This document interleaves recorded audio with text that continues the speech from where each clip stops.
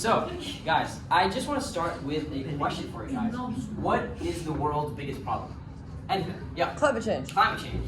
Good idea. What else? What? Your existence. You. That's a good answer. Yeah. Oh well. What else? Thank you. Okay. Anything. Anything at all. Humanity is a problem. Yeah. Bitcoin. Bitcoin. That is a very big problem these days. Yeah. Hunger, world hunger, of course. Yeah. So, any other ideas? Okay. Well, these are all obviously big problems that we all know. Especially you. Especially me. And those are all big problems that we have to solve, right? I just like to say that inside every cell of your bodies, right, there are billions of tiny machines that are at work.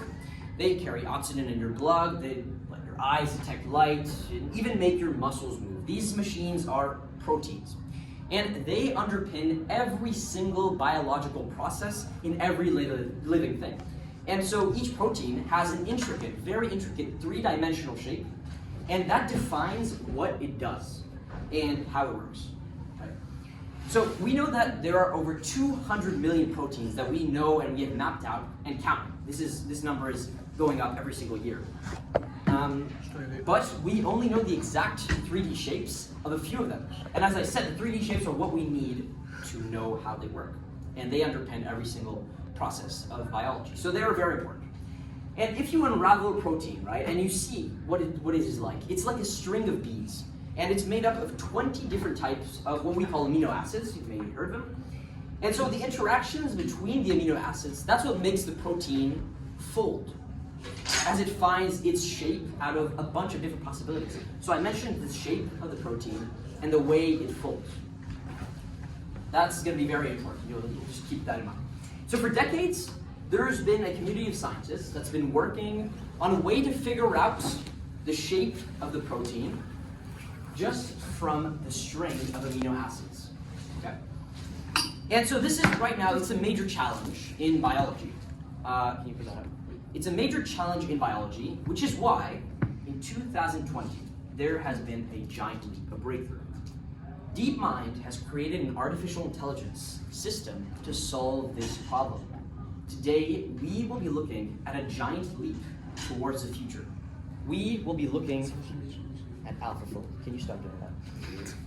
AlphaFold is trained on sequences and structures of about 100,000 different proteins, and it's painstakingly mapped out by scientists around the world. So these scientists, right, they've looked at manually, they've taken proteins, they've looked at the shape of these manually, which is very, very tiring and time-consuming. So we want to stop that. We want to build an AI to do that for us. So today, AlphaFold can accurately predict any protein's shape, given only a sequence of amino acids. This is massive, right? So what really happened here? AlphaFold has solved the 50-year-old grand challenge problem that is known as protein folding. Solved here means that the computational methods were able to achieve prediction performance similar to much slower and much more expensive experimental methods. And so AlphaFold actually achieved a score of 58% on the hardest class of proteins in 2019, and in 2020, it achieved a score of 87%. That means you give it a protein, 100 proteins, it'll map out 87 of them perfectly and very efficiently. So it's a huge improvement, and it's still 26 points better than the closest competition, just to give you an idea of how really superior this AI system is. So let's talk a bit about proteins and protein folding, which, first of all, there's, as I mentioned, amino acids, which are the basic building blocks of life. Then there's also what we know as eukaryotes with humans. So there are 21 of them in different proteins, and they're in chains, just like DNA. In proteins, there's amino acids that are in chains. So they are the workhorses of living organisms, of cells. They do all the work to make you and I live, and so obviously it's really important for us to know how they actually work. They have all kinds of jobs, from structural to functional, and they service what we know as catalysts for chemical reactions. Chemical reactions would not exist without them.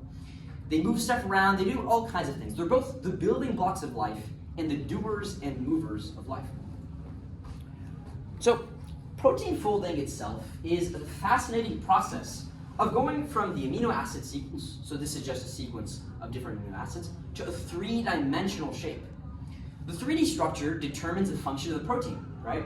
And so one of the correlators of that is that the underlying cause of many diseases is the misfolding of proteins. So if you misfold a protein, there's a much higher chance that you're going to get, cancer or whatever other sickness.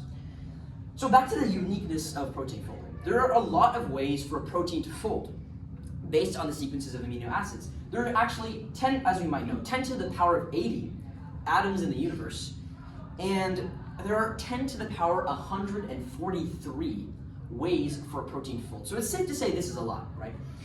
You can look at what's known as the Liefenthal paradox. I'm not going to go into detail, but it's one of the early formulations of just really how hard this problem is to solve and to grasp, and why it's quite unusual that a protein is able to complete this transformation really, really quickly.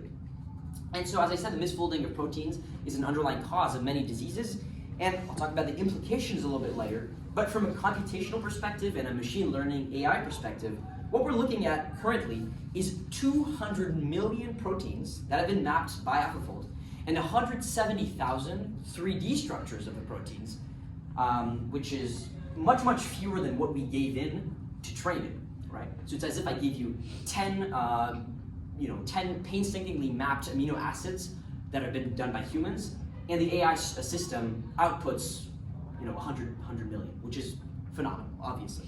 So that's our training data, and we're much more efficient. We do things, useful things, with our training data. So for the learning-based approaches for the protein folding problem, we have to determine the way the 3D structures form. And so this has been done through experimental methods, for example, one of the most accurate being what we know as X-ray crystallography. So at the University of Toronto, they did a study that showed that it costs around $120,000 per protein. So it takes around a year to determine the 3D structure of one single protein with this X-ray crystallography method. And so this is something that the AlphaFold system is able to provide, at least for a large class of proteins. It can determine the 3D structure with an extremely high accuracy, as I said, 90%, and nowhere near 120,000 because in fact it's free. And it will take much, much less than a year because it has been trained on so many proteins, so it'll take mere minutes. So this is a complete breakthrough. And so this is enough to be able to open up the whole field of structural biology entirely, with several orders of magnitude more protein 3D structures to conduct game-changing research with. So, yeah, you have questions? I have one question. Yeah. When you say a sequence of amino acids, is that like a sequence of ones, zeros, and of numbers that they're then able to fold computationally, or is that a DNA there? Yeah, exactly. So it's a sequence of just information, and with that information, you make a 3D structure, which is phenomenal. Like DNA, how they... Like DNA, exactly. Yeah, ACGT. This is for proteins. Let's see. Wait, Eli, did I? You went forward. You went backwards. You need to go successfully. There. Okay. All right. Wow. So now that we've looked at what protein folding truly is, let's dive into the AI, the artificial intelligence, the reasoning behind AlphaFold. There are two key steps in the process. The first includes machine learning, and the second does not, right? So the first step, it includes a type of AI network that is called a convolutional neural network. So it kind of looks like this. And basically, right, this takes into an input, an amino acid, a sequence of amino acids, and the output of the network is the 3D folding of the protein. So the model revolves around a non-learning based gradient descent optimization. A lot of tough words there. The only thing it means is that you're not learning through data that the humans give you, but there's data that has been unsorted, unorganized, and you learn yourself based on statistical methods. This statistical method is called gradient descent. Super important for all of AI and machine learning. So yeah, it's an important AI algorithm, and it's used to figure out how you can, as closely as possible, match the distances between different amino acid sequences. If I have this amino acid sequence and this amino acid sequence, how different are they from each other? All right? The next crucial part is what we call an attention-based model. So attention, you've probably heard that word in other scenarios, but in terms of AI, it's a technique that is meant to mimic cognitive attention, right? Right now you have your attention on me. The AI system has its attention on the amino acid sequences, except for Emily. So the effect enhances some parts of the input data while diminishing other parts. Some parts are more important than others, some parts are less important. If you're doing an exam, obviously some words are more important and should catch your attention. So the motivation behind this is that the network should devote more focus to the small but important parts of the data in the amino acids. So a folded protein itself can actually be thought of as a spatial graph. So what this means is residues are nodes and edges connect the residues that are close to each other. So when I say graph, don't think of the graph you learned in science, right, with the x and y axis. It's a graph with nodes, and so en français des nœuds, and edges, which are les arêtes that connect them. So this graph is really important for understanding the physical interactions within proteins, as well as their evolutionary history. So for the latest version of AlphaFold, used at CAS 14, which is a competition, they created an attention-based neural network that is trained end-to-end, which means from start to finish with attention, and it attempts to interpret the structure of this graph while reasoning over what is built in. So it uses what we call evolutionary related sequences. So a multiple sequence alignment, it's an algorithm called MSA, and a representation of amino acid pairs to refine this graph. It's not important the technical details of it, just what it means is that they're using AI algorithms to optimize the way in which you translate amino acids to 3D. Any questions, or is it clear? We're good? Cool. So yeah, you iterate this process multiple times, and what you get is very strong predictions of the underlying physical structure of the protein, and you're able to determine highly accurate structures in a matter of minutes, hours, or days, depending on the number of proteins. AlphaFold can also predict which parts of each predicted protein structure are reliable using an internal confidence measure. This is really incredible because it mimics how you and I think about whatever we think about. We have an internal confidence measure where sometimes we have this gut feeling where we're not sure of our answer, or we are very sure of our answer. And this is what AlphaFold uses. It's mimicking ourselves to solve a problem that we cannot solve. So why is this breakthrough important? Well, the protein structure gives us the protein function, right? And so if you figure out how the structure works, well, millions of proteins might allow us to learn unknown functions about genes encoded in DNA, and as I mentioned before, it might also allow us to understand the cause of many diseases. And so, those are the results of misfolded proteins, as I said. So other applications are also going to stem from the ability to quickly design new proteins that in some way alter the function of other proteins. So for treatments, for drugs, that means that designing proteins that fix other misfolded proteins. That's crazy, right? It's as if you're designing this structure that helps solve the problems of the other structures. It's doing it itself. We don't need to intervene. I read a paper the other day that was talking about this. It was talking about agricultural applications of being able to engineer insecticidal, so in terms of insect, proteins, or frost protective coating. And so it just means that it would protect the growing of crops through AlphaFold's detection of 3D proteins. It just goes to show the really wide range of ramifications that AlphaFold actually possesses.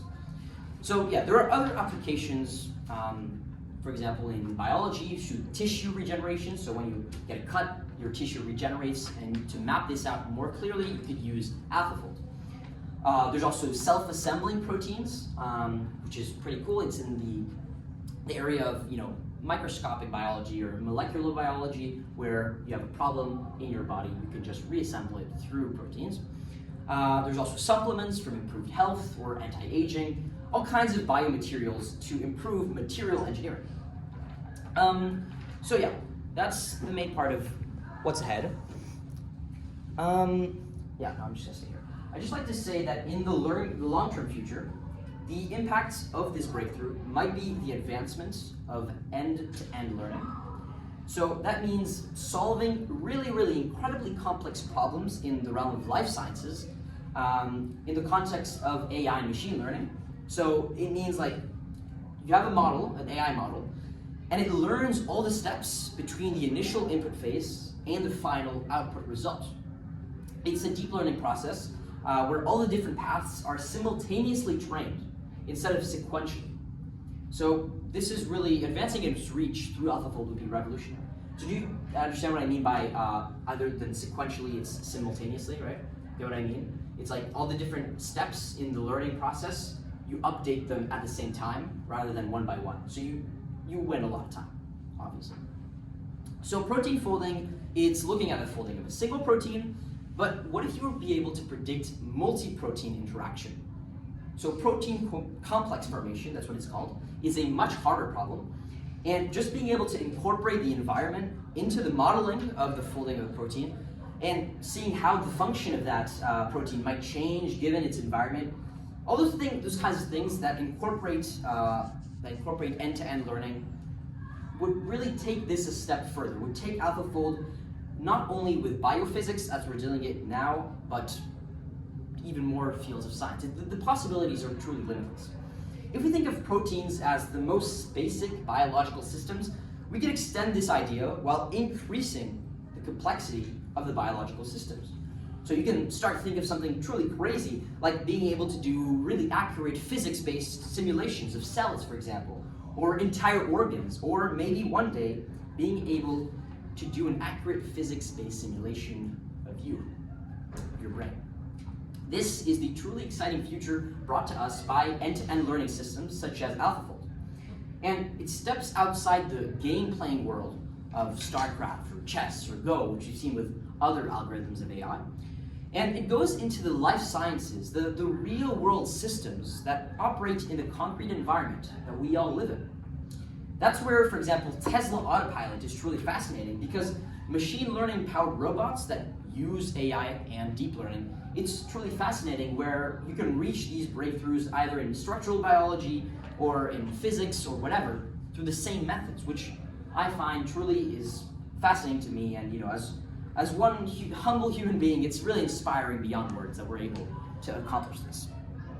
All right, so now that we've explored the extensive implications of AlphaFold and the underlying frameworks that allow it to operate, let's take a step back and see your side of the story. Get into groups of however you want and just try to think of a problem in society, whatever, it could be very general, that could be solved in the future via artificial intelligence solutions. You can then explain your idea to everyone here and we'll see a vote to see which solution we prefer. And so yeah, whenever you're ready, the stage is yours, you may start. Sit up, guys. Yeah, do you guys have your idea? Yes. All right, great. Who wants to go first and present? They do. I think you do. I think Emily does, yeah. I really All right, come on up. I think you should use Okay, I think that the whole humanity kind of includes me, so I will not use it. Of course. All right, well, the stage is yours. Do you want me to shut this? I'll shut this off. I don't know. Just talk about whatever. But they don't It would be in the screen. Yeah, can you? Il faut être centré. No, because we are analyzing the neurons function, Great. okay? And how they like transmit their electric signal. Okay, Décalez-vous un peu plus à gauche parce qu'il y a... To start, our problem is people like the, okay? People who have a low IQ and are not contributing enough to our world, to our society. Does that mean that IQ is a measure of worth?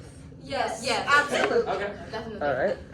So that's Would why you like to she's worth continue? absolutely Okay. To nothing. prove your worth. Right. And you are? Exactly, absolutely my Yes, worth. Alright, I'm worth okay. like so much. Okay, she's worth like so I was saying, so we decided to analyze the neurons functioning. So as you know, the neurons they like transmit their messages through synapses, so there's either chemical or like another type of synapse.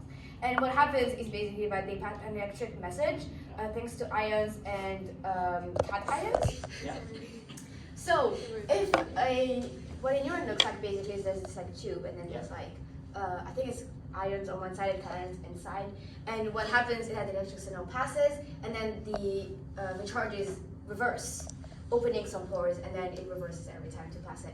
So we wanted to know that the AI would know a certain way to recognize like different transmissions, if it's either feelings, if it's either pain, and by that way we could like facilitate how fast it goes. Yes, in a way. Wow. That's good. Great. Fantastic. Nice. I'm actually really impressed by your knowledge of Jed, so the problem, neurobiological architectures. Jed, the problem you're trying to solve is making yourself smarter. No, you're probably trying to solve is Yeah. No, it's measuring I intelligence. am extremely hurt. Well, I Measuring don't know. That's what I understood. No, but she needs it. I agree. That was a Well- Oh my question. god, you're one to talk. That was a question. All not a right, great. statement. You guys can All sit right, down. okay. You're up. What did you read this like? We're gonna limit the literal stuff. A little bit of extra stat. What's exciting? Alright. Alrighty. So the problem we're trying to solve is like inflation and basically all large-scale economic problems that the world could be faced with. And so, you want to explain how we would do that? Yeah, so basically we would try and input AI into the government so that it controls the economical flow. So it would be a very huge project because like controlling the whole world's government would be tremendous, but that's what we were trying to achieve. Yeah, so the way that a government can like change economic function or flow is by interest rates. They can either raise interest rates, they can lower interest rates. And what we would want to do with our AI is have an AI that can regulate the interest rates to make like the country or the world's economy like as good. So your full governmental intervention in the economy. Attention, c'est trop cool aussi. Alright. Great. Great. Oh, it's full governmental intervention. It's actually interesting you guys brought that up because there's actually been a paper around 6 or 7 months ago by DeepMind where they use reinforcement learning to try to redistribute wealth better than the Federal Reserve, which is really interesting. Excuse me? Yeah, no, it's actually similar to what you guys were saying. So, yeah, let's have a vote. I don't know how this is going to work because you can only You vote can't for the vote other for team. yourself. You can't vote for yourself. You can't vote for yourself, but in that case, the other team. That means we win. That means you win. Hey! You should be the one to decide. Oh, that's Yeah, true. I guess we decide. All right, well, let's see. Actually, for this time, the past few weeks, they've been really good and interesting. This time, I think it was particularly interesting. So, your group, I think, was really good because you talked about the different architecture of neurobiology, and measuring intelligence, which I think is a fascinating problem. Your group, I think you took on a more realistic problem of solving and redistributing finance. But I still said that this is for the future. This is a hypothetical scenario. So I'm going to give it to the more ambitious problem of this group. But both groups were great, so congratulations, guys. But I mean, if we were to carry out both of yours today, this one would be great. So yeah, there we go. So as we've established earlier, AlphaFold and its predictions will most certainly enable progress in every single avenue of humanity.